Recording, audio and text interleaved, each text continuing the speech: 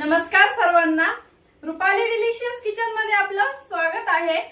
आज आपण उन्हाळा स्पेशल रेसिपी बघणार आहोत।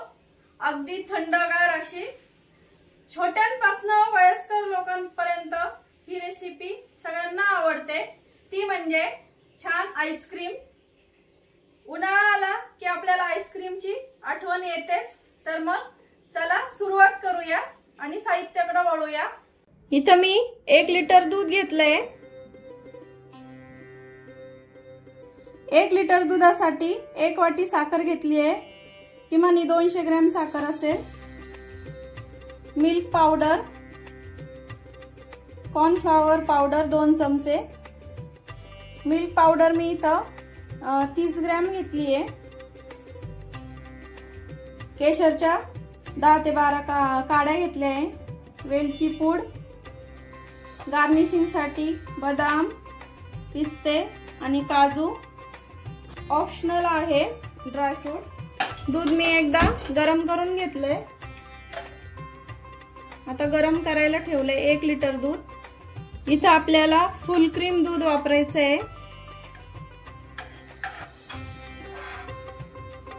आणि अर्ध आटवून घ्यायचंय आपल्याला दूध। दुधाला छान उकळी आली। आता इथं मी केशरच्या काड्या टाकून घेणार आहे। केशरच्या काड्यांनी फ्लेवर पण छान येतो आणि रंगही छान येतो।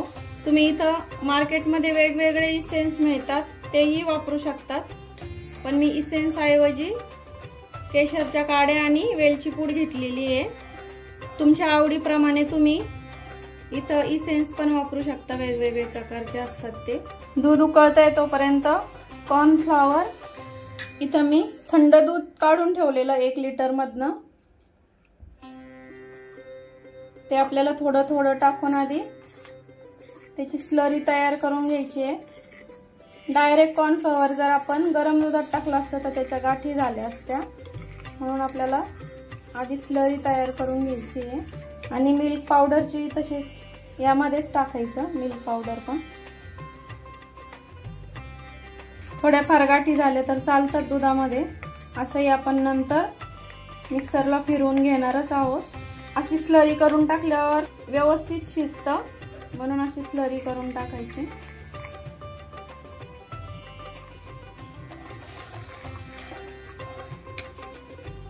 बघू शकता दुधाला किती छान पिवळा रंग आलाय। जसजशा केशरच्या काड्या पूर्ण विरघळतील तसतसा छान दुधाला एक प्रकारचा रंग येईल। आणि शक्यतो दूध घट्ट करताना किंवा आटवताना पसरट भांड घ्यायचं, म्हणजे पटकन दूध घट्ट होतं किंवा आटल्यात जातं। इथं 1 लिटरचं अर्धा लिटर झालंय दूध, म्हणजे जवळपास अर्ध घट्ट झालंय।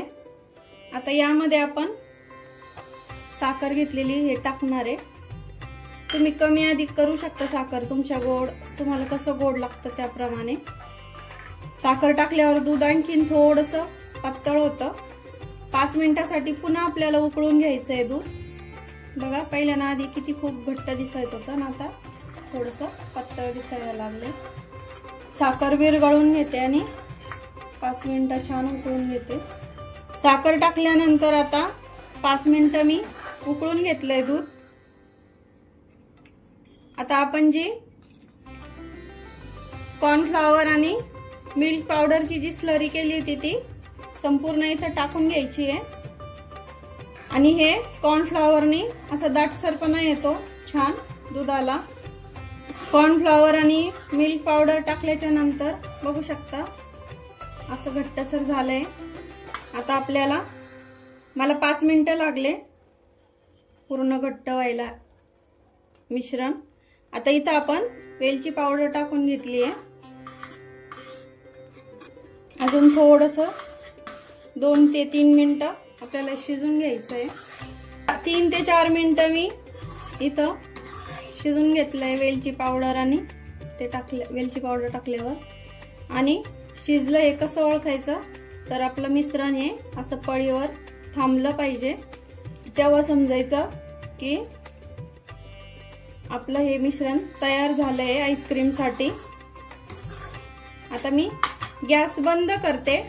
आपल्याला हे मिश्रण पूर्ण थंड करायचं आहे आणि मिक्सर मधनं फिरवायचं आणि पुढची प्रोसेस नंतर सांगते, थंड झाल्याच्या नंतर आणि मिक्सर मधनं काढल्याच्या नंतर।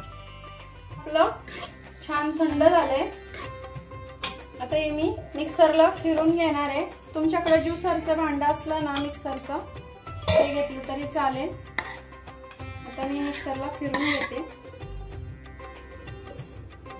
आईस्क्रीमचं मिश्रण थंड झाल्यावर मी असं मिक्सरला फिरून घेतलंय। मिक्सरला फिरवल्यावर अजून थोडंसं ते पातळ होतं। आता आपण आईस्क्रीम सेट करायला टाकणार आहोत। असं आपल्याला एअर टाईट भांडं घ्यायचंय। मी काचेचं भांडं घेतलंय आणि पूर्ण एअर टाईट त्याला झाकण हवंय।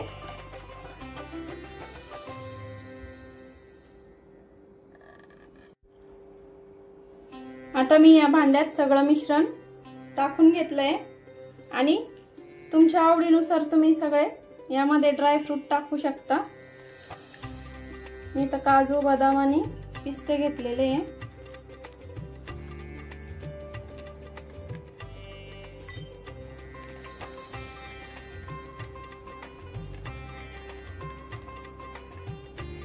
आणि आता याला झाकण लावून डीप फ्रीजला आपल्याला सेट करायला 12 तासासाठी ठेवायचं आहे। आईस्क्रीम सेट करायला टाकून आपले आता 12 ते 14 तास झालेले आहे। आता आपण बघूया आपलं आईस्क्रीम कसं तयार झालंय ते। चला तर मग, छान दिसतंय, रंग वगैरे तर मस्त आलाय, खूप छान झालंय। टेक्स्चर वगैरे एकदम मस्त आलंय, बघू शकता तुम्ही। एकदम बाहेरच्या आईस्क्रीम सारखं क्रीमी एकदम, बघू शकता। एकदम बाहेरचं मार्केट मधलं जसं आपलं आईस्क्रीम असतं अगदी तसंच दिसतंय आणि खायलाही तितकंच छान झालेलं असणार आहे।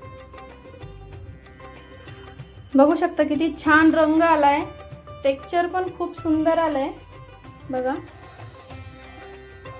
अगदी मार्केट मध्ये मिळतं ना अगदी तसंच दिसतंय आणि खायलाही तेवढंच टेस्टी झालेलं असणार आहे।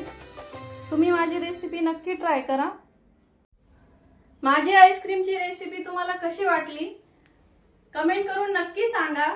आणि आईस्क्रीम ह्या उन्हाळ्यामध्ये मी करते तशी थंडगार आईस्क्रीम नक्की करून बघा। आणि माझी रेसिपी आवडली असेल तर लाईक, शेअर अँड सबस्क्राईब करायला विसरू नका। सबस्क्राईबच्या शेजारी जे बेल आयकॉनचं बटन असतं ते प्रेस करा, म्हणजे मी रेसिपी पोस्ट केली की तुम्हाला लगेच रेसिपीचे नोटिफिकेशन येतील।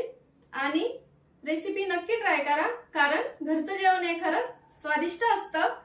आणि अशाच नवीन रेसिपी सोबत, थंडगार, चमचमीत आणि झणझणीत रेसिपी सोबत पुन्हा भेटूया। तोपर्यंत बाय बाय।